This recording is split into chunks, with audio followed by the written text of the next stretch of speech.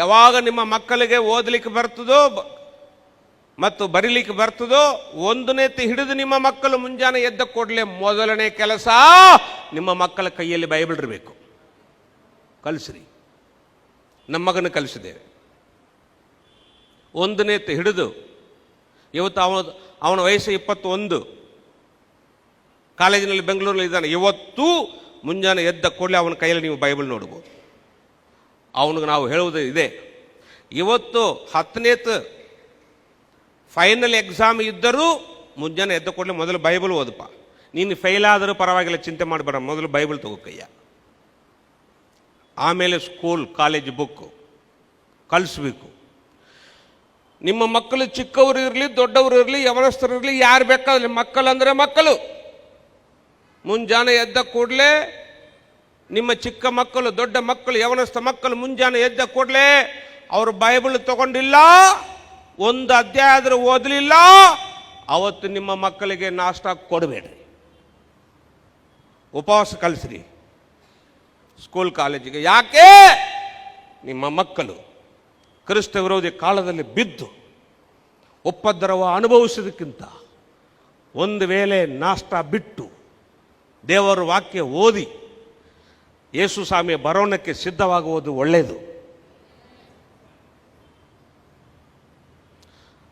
ರವಿವಾರ ಆಯಿತು, ನಿಮ್ಮ ಚಿಕ್ಕ ಮಕ್ಕಳು ಸಂಡೇ ಸ್ಕೂಲ್ ಹೋಗಬೇಕು. ಹೋಗಲಿಲ್ಲ, ಕಟ್ಟಿಗೆ ತಗೋರಿ, ಹೊಡೆದು ಕಳಿಸ್ರಿ ಸಂಡೇ ಸ್ಕೂಲ್. ಯಾಕೆ? ನಿಮ್ಮ ಮಕ್ಕಳು ಕ್ರಿಸ್ತ ವಿರೋಧಿ ಕಾಲದಲ್ಲಿ ಬಿದ್ದು ಉಪದ್ರವ ಅನುಭವಿಸೋದಕ್ಕಿಂತ ನಿಮ್ಮ ಕೈಯಿಂದ 4 ಏಟು ತಿಂದು ಸಂಡೇ ಸ್ಕೂಲ್ ಹೋಗಿ ದೇವರ ವಾಕ್ಯ ಕಲಿತು ಯೇಸು ಸ್ವಾಮಿ ಸಂಗಡ ಪರಲೋಕಕ್ಕೆ ಹೋಗುವುದು ಒಳ್ಳೆಯದು. ನಿಮ್ಮ ಯವನಸ್ಥ ಮಕ್ಕಳು ರವಿವಾರ ಆಯ್ತಾ ಚರ್ಚ್ಗೆ ಬರಬೇಕು.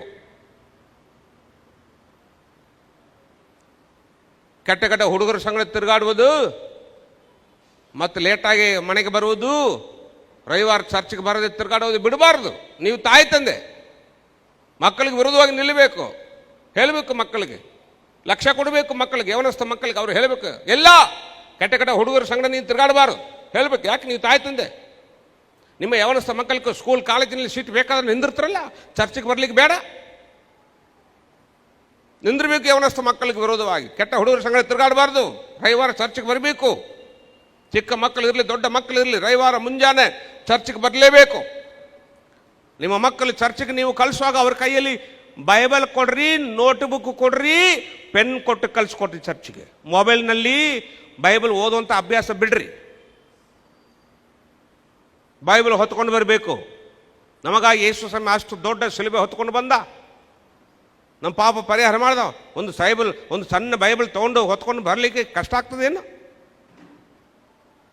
ಕ್ರೈಸ್ತರೇ, ಕಲೀರಿ. ಯಾವಾಗ ಕಲಿತೀರಿ? ಯಾವಾಗ ಪರಲೋಕ ಹೋಗ್ತೀರಿ? ರವಿವಾರ ಆಯ್ತು, ನಿಮ್ಮ ಮಕ್ಕಳು ಚರ್ಚ್ಗೆ ಬರಬೇಕು. ಅವ್ರ ಕೈಯಲ್ಲಿ ಬೈಬಲು, ನೋಟ್ಬುಕ್, ಪೆನ್ ಕೊಟ್ಟು ಕಲಿಸ್ಬೇಕು. ನಿಮ್ಮ ಮಕ್ಕಳು ಬಂದು ಚರ್ಚ್ ಒಳಗೆ ಕುಂತಿರುವಾಗ ಪಾಸ್ಟ್ ಏನೇನು ಸಂದೇಶ ಕೊಡ್ತಾರೋ ಅದೆಲ್ಲ ನಿಮ್ಮ ಮಕ್ಕಳು ನೋಟ್ಸ್ ತೆಗಿಬೇಕು ನೋಟ್ಬುಕ್ನಲ್ಲಿ.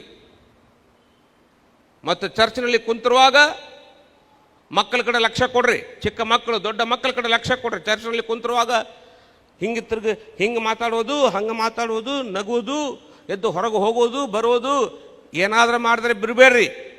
ಮಕ್ಕಳಿಗೆ ಹೊರಗೆ ತೊಗೊಂಡು ಹೋಗ್ರಿ, 2 ಕೊಟ್ಟು ಒಳಗೆ ಕುಂದ್ರಿಸ್ರಿ. ಯಾಕೆ? ಚರ್ಚ್ನಲ್ಲಿ ಕುತ್ಕೊಳ್ಬೇಕಾದ ಶಿಸ್ತನ್ನು ಕಲಿಸ್ಬೇಕು ನಿಮ್ಮ ಮಕ್ಕಳಿಗೆ. ನಿಮ್ಮ ಮಕ್ಕಳು ಕ್ರಿಸ್ತ ವಿರೋಧಿ ಕಾಲದಲ್ಲಿ ಬಿದ್ದು ಉಪದ್ರವ ಅನುಭವಿಸೋದಕ್ಕಿಂತ ನಿಮ್ಮ ಕೈಯಿಂದ 4 ಏಟು ತಿಂದು ಚರ್ಚ್ನಲ್ಲಿ ಹೇಗೆ ಕುತ್ಕೊಳ್ಬೇಕಂತ ಹೇಳಿ ಎಂಬಂಥ ಶಿಸ್ತನ್ನು ಕಲಿತು ಯೇಸು ಸ್ವಾಮಿ ಸಂಗಡ ಪರಲೋಕ ಹೋಗೋದು ಒಳ್ಳೆಯದು. ಮನೆಗೆ ಹೋಗಿದ ಮೇಲೆ ಚೆಕ್ ಮಾಡಬೇಕು. ನಿಮ್ಮ ಮಕ್ಕಳ ನೋಟ್ಬುಕ್ ಚೆಕ್ ಮಾಡಬೇಕು. ಪಾಸ್ಟರ್ ಮೇನ್ ಹೆಡ್ಡಿಂಗ್ ಏನು ಹೇಳಿದರು, ಸಬ್ ಹೆಡ್ಡಿಂಗ್ ಏನು ಹೇಳಿದರು, ವಾಕ್ಯ ಏನು ಹೇಳಿದರು, ನಮ್ಮ ಮಗಳಿಗೆ ನಾವು ಕಲಿಸ್ತೇವೆ. ನೋಟ್ಸ್ ತೊಗೊಂಡ್ರೆ ಇಷ್ಟು ಬೆಸ್ಟ್ ನೋಟ್ಸ್ ತೊಗೊಳ್ತಾನೆ. ಸಂದೇಶ ಕೊಡುವಾಗ ಕಲಿಸ್ಬೇಕು, ನಮ್ಮ ಮಕ್ಕಳಿಗೆ ಕಲಿಸ್ಬೇಕು. ನನಗಾಗಿ ಅಲಬೇಡ್ರಿ, ನಿಮಗಾಗಿ, ನಿಮ್ಮ ಮಕ್ಕಳಿಗಾಗಿ ಅಲ್ಲಿರಿ.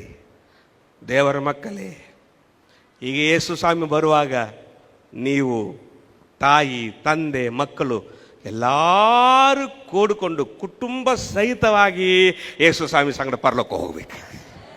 ಅದೇ ನನ್ನ ಪ್ರಾರ್ಥನೆ.